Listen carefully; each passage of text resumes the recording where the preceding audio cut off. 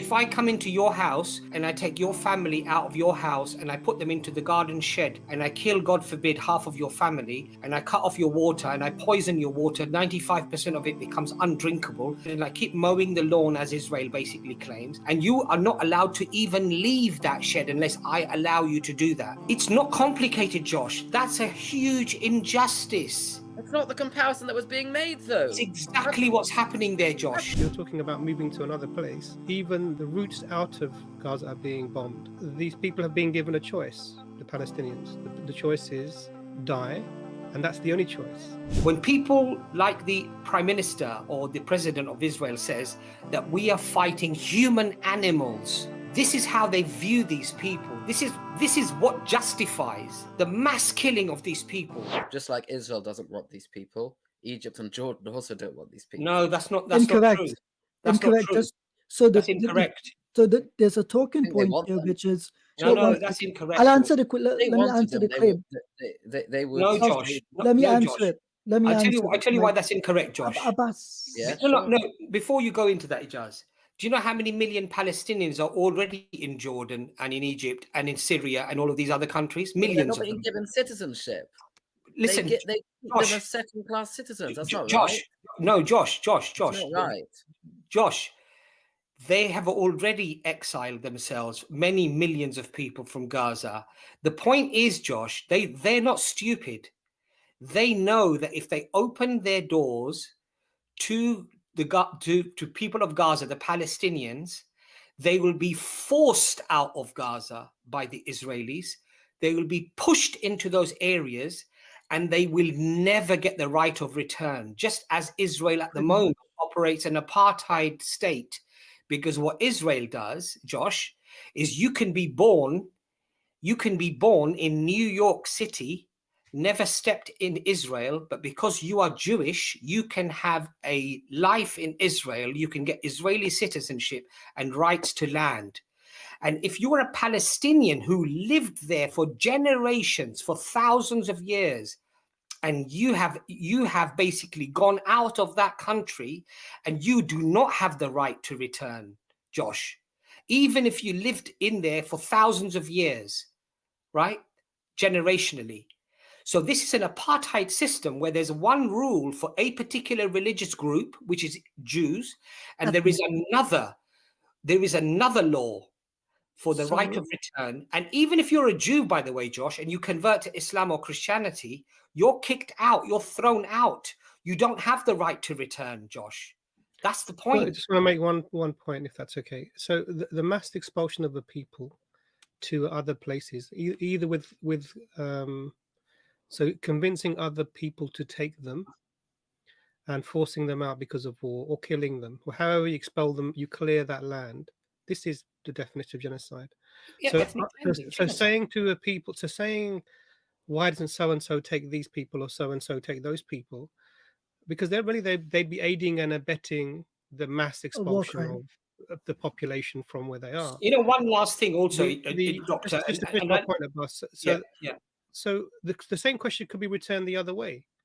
If there is so much difficulty for the Israelis where they are, then why don't they go to another place? Go to Uganda, or go to New Zealand, or go to New York? Why are all these countries not taking them? I mean, the same question the other way around. It just sounds odd when you say it, because no, but also, Imran, sorry, before Ijaz, you come in again. Professor Norman Finkelstein was asked this very same question, by the way. Why don't these Arab countries take them? And you know what he said, Josh? He said in the Second World War, nobody wanted the Jews. The Americans didn't want them. The Europeans didn't want them. Nobody wanted them. So what Professor Norman Finkelstein said is that, are you now saying that the Jews were not deserving of getting a home or being accepted elsewhere? Were they so nasty? Were they so horrible that nobody wanted them? Is that your argument?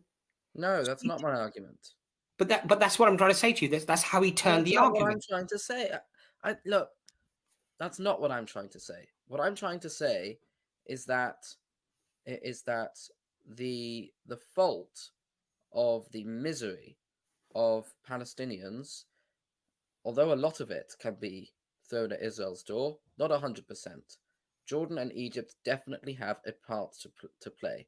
I don't understand for the life of me why, for the 20 years when Jordan and Egypt occupied the West Bank and Gaza, respectively, they didn't open the option of citizenship for the people living there. I don't understand it.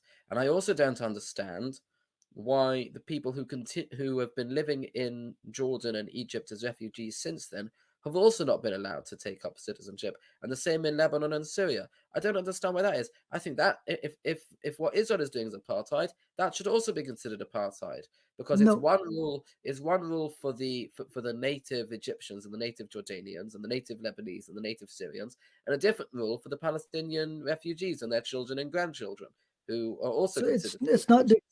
So it's not the same. Why? Because this all goes back. If one reads about the 1984 war, 1948, and then the 1967 law, it is the decision of the pan-Arab states in that region for the establishment of a Palestinian state. And in order to have a Palestinian state, there must be the right of return, so that those Palestinians displaced return to that land, that they don't have the option of becoming, what's the word here, of joining the Jordanians and the Egyptians and completely assimilating to become Egyptians and Jordanians. Because the objective is not to give them, not to make them a group of another country, but rather to facilitate their return to their nation upon which their state can be built. So it was agreed by the PLO and other organizations with the Arab governments that in order for Palestinians who are displaced to establish their state, the easy and most direct solution to this is that Palestinians must first return to their state and live there and return to their homeland. So they're not. This is deeply immoral. This is deeply immoral. Josh, make your last comment and let Imran make his one other point. Yeah. So imagine. Can I finish my thought? Yeah, sorry, Josh. Guys, I've been so long. Yeah. So I lost my train of thought, but the point is simply this: it's not that the Egyptians and the Jordanians don't want the Palestinian people to come into their nations and to assimilate there. Rather, it is the case that the Palestinian people, the diaspora, wherever they may be, they are Palestinian citizens in waiting for the right of return to establish their state. That's all it is. By giving them citizenship on a humanitarian legal basis, it would mean that they have a right to return to another country, which is not Palestine. Therefore, there isn't an urgent need for Palestinians to return to their original homes. So the reasons that they're not given citizenship in other countries is not because people don't like the Palestinians. It's because if they do give them that citizenship, Israel can turn around and say, look, they have a home to go to, let them stay there. Simply what it is. So we see it for what it is. Why can't you, is the question. Does this not look to you like utopianism? Because surely they know by now. It started in 1948. Right? Hold on a second. Hold on. Let me finish my point. Before you move, hold on. I let you finish. Hold on a second, please. I don't want to move on. You told me you didn't understand why, so I want to stay on that point. I haven't finished my question. Let's just stay on the question. Just 10 seconds, right? Just 10 seconds. Just 10 seconds. I promise you'll get your time. You said to me that you didn't understand why the other countries don't take Palestinians in. I've now given you the answer, as did Abbas and Imran. So do you say now you understand why that is the case? I'm saying now specifically about those who are already there, right? The ones who are already there in Jordan and Egypt are not being given citizenship. And you're saying that the reason why they are not giving them citizenship is so that then Israel will say, you have a home to go to, now I'll give you even more, right? So that's what you're saying. And they don't want to do that because they say, well, we want there to be a Palestinian state instead. Surely they know by now that it's not going to happen, right? Israel is way more powerful, right? Israel is way more powerful, right, than any of these guys, right? And surely it would be they should give up. Is that what you're saying? they should give up. No, let him finish. What I'm saying is, look. I think we all know that, for example, there's never going to be a Kurdish state, right? Looking somewhere else, right? Turkey, Iran, Iraq, and Syria will never allow there to be a Kurdish state. It's obvious, right? We know that there's never going to be that Mali will never allow an Azawad state, right? None of these things are going to happen. It's obvious because you have a much more powerful country and a very small and weak, less powerful group of secessionists at this point. Now, at the beginning of the conflict, it wasn't secessionism, obviously. It was two groups fighting for control of a land that the British had just left or were in the process of leaving. Not really, Josh. Well, no. That's the way I see it anyway. But that's it wasn't. minor point of what I'm saying. The moral thing to do now would be to ask the people, ask Palestinians living in Jordan and Egypt, do you want citizenship here?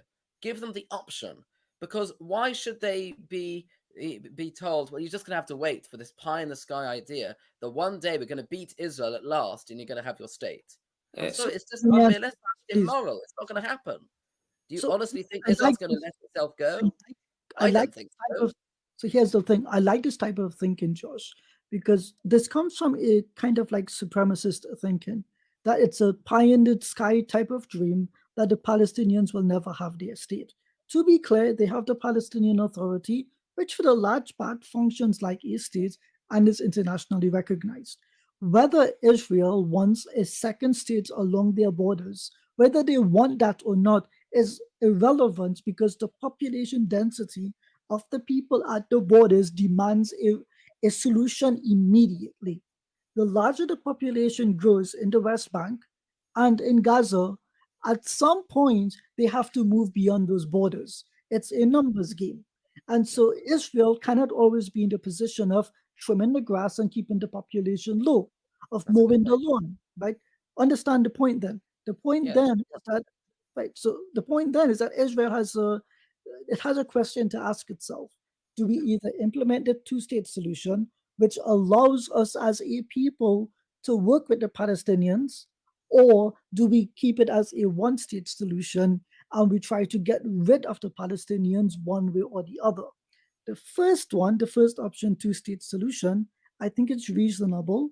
I think it's possible it can be established. The second solution will either lead to a genocide of significant proportions or a humanitarian crisis, which will require international intervention. One of those two options is bad, really bad, and the other is a chance for peace. And I'll just point out here that the Israelis should be willing to accommodate the creation of a Palestinian state, because the creation of a Palestinian state stabilizes the Palestinian people. There is no need for guerrilla warfare. There's no need for fighting between Jews, Arabs, Israelis, Muslims. That need for fighting is gone because the basis of the fighting has been removed. Simple as that. And also, Josh, very quickly, Imran, no, 1 second, Josh. Dr. Imran, I'd like you to come in there if you'd like to, because we've spoken for quite a while. And the thing is, but just that I really want to get.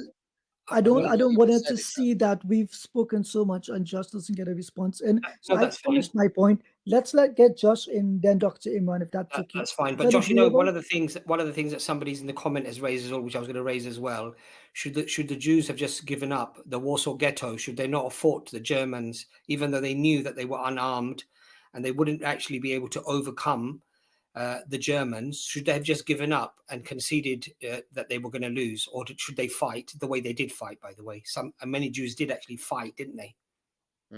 I think it's a totally different situation. Well, so you say. Okay, just finish your point, please. These people in the Warsaw Ghetto knew that they were doomed. Yes.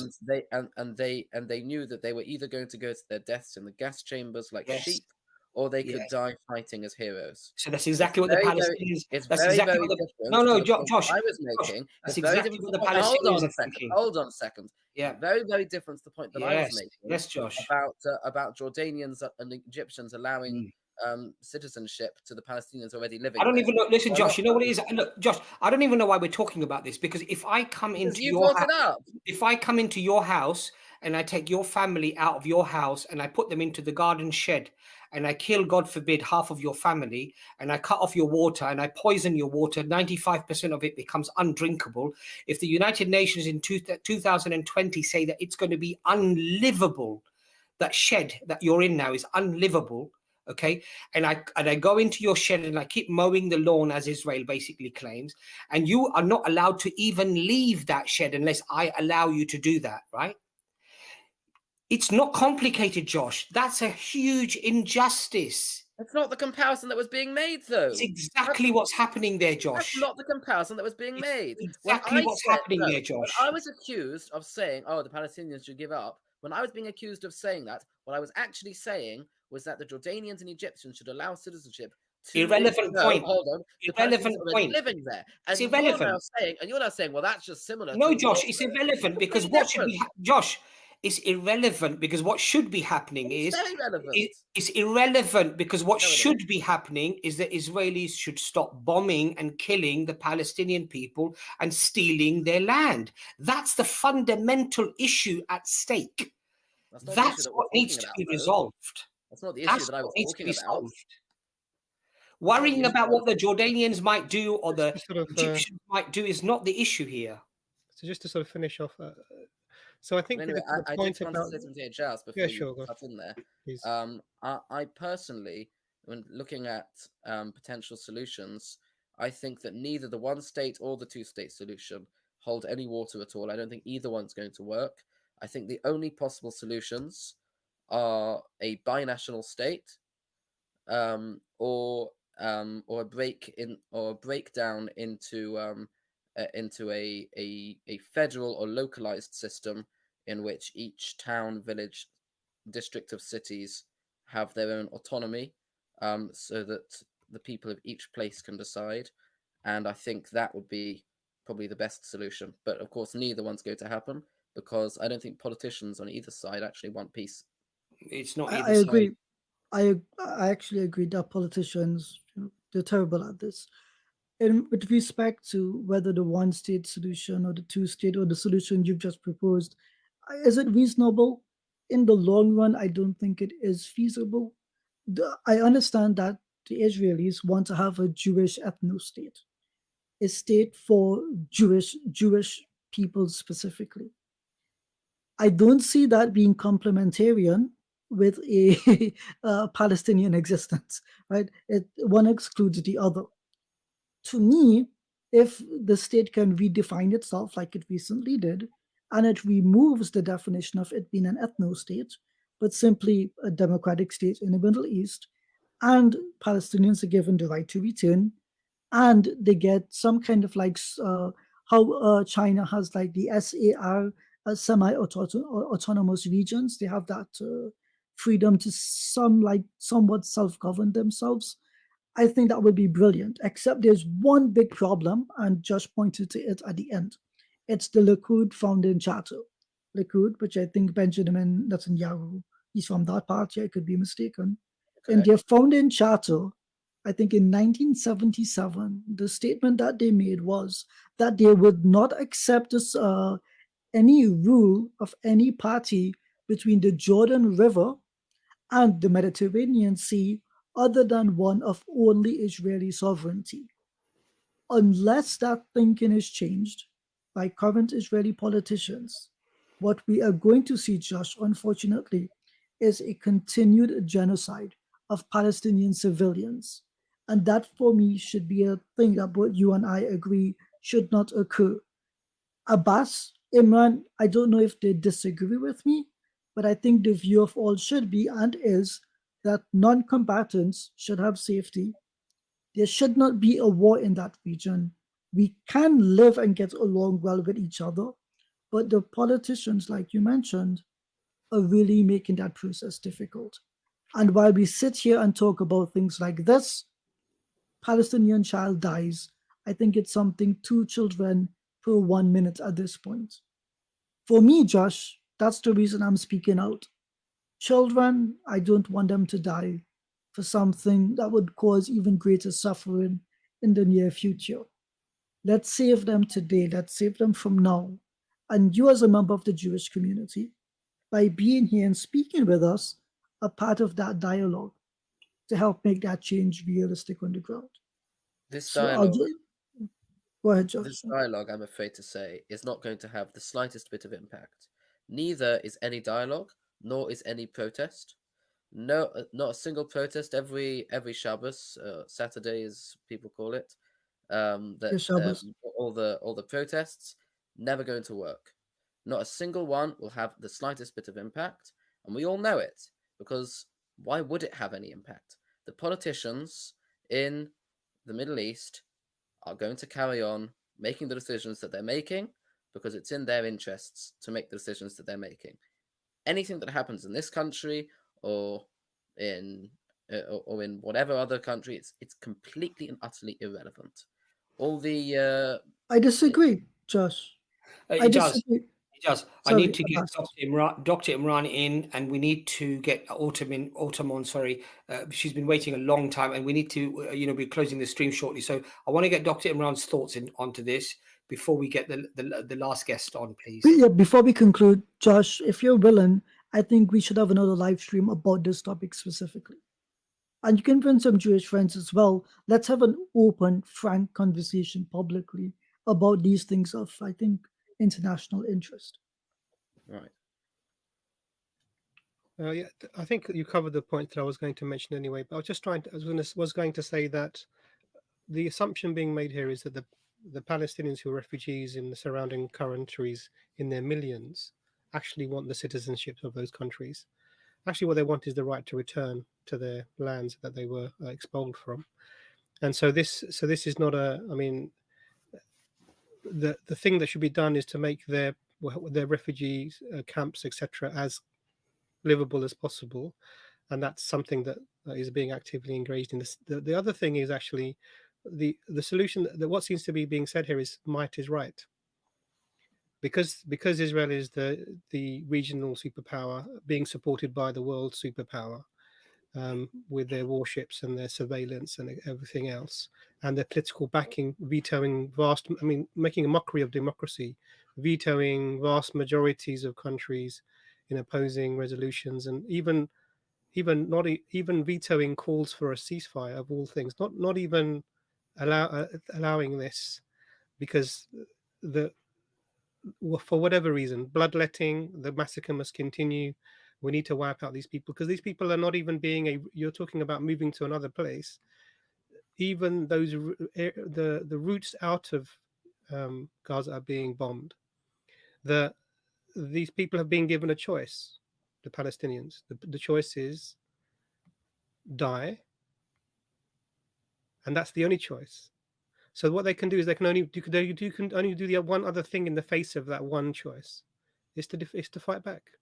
And so you're seeing people doing that, and in the process. So the question I wanted to ask actually a while back, but I'll leave you with it maybe. And this was asked by James O'Brien on his show. Actually, I think it's a great question. If Hamas were hiding among Israeli civilians in Israel, would Israel be pursuing the same policy, or would it find a different way to get these guerrillas out of the civilian areas? Don't have to answer this question. I think the answer is obvious. It would not be doing this. I think I do have an answer. Go for it.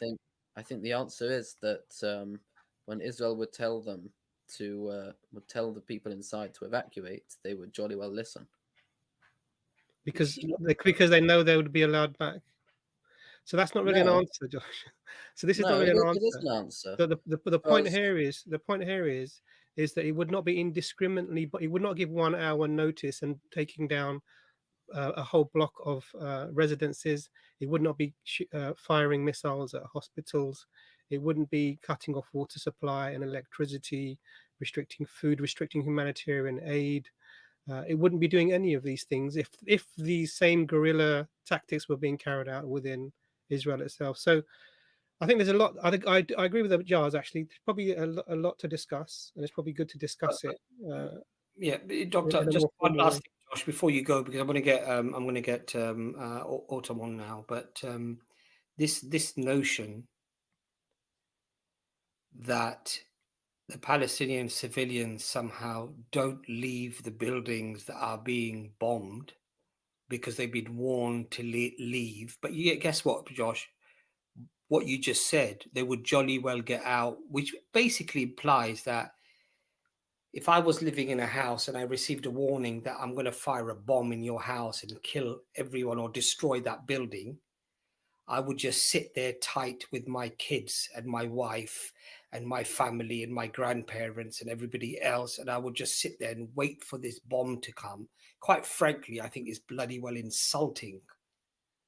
And Amnesty International, Human Rights Watch, B'Tselem, even the United Nations, and countless other organizations that have investigated the way that Israel interacts with the Palestinian people, they say that it deliberately, at times, deliberately targets civilians.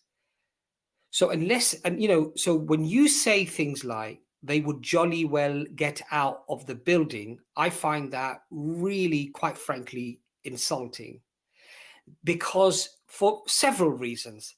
Number one, can you imagine, can you conceive that a Palestinian building apparently has Hamas operatives in there, and then the Israelis phone the people in the building and they say, we're going to bomb that building in an hour's time. And guess what, Josh? First of all, you're assuming that the civilians don't bother to leave. And secondly, you assume that the Hamas fighters are not going to leave either. Everybody's just going to sit tight and wait for the bomb to come in. Does that even make sense to you, Josh? That's a good point. Yes, exactly. So look, Josh, we have to call a spade a spade. What is happening? And look, you know what it is, Josh?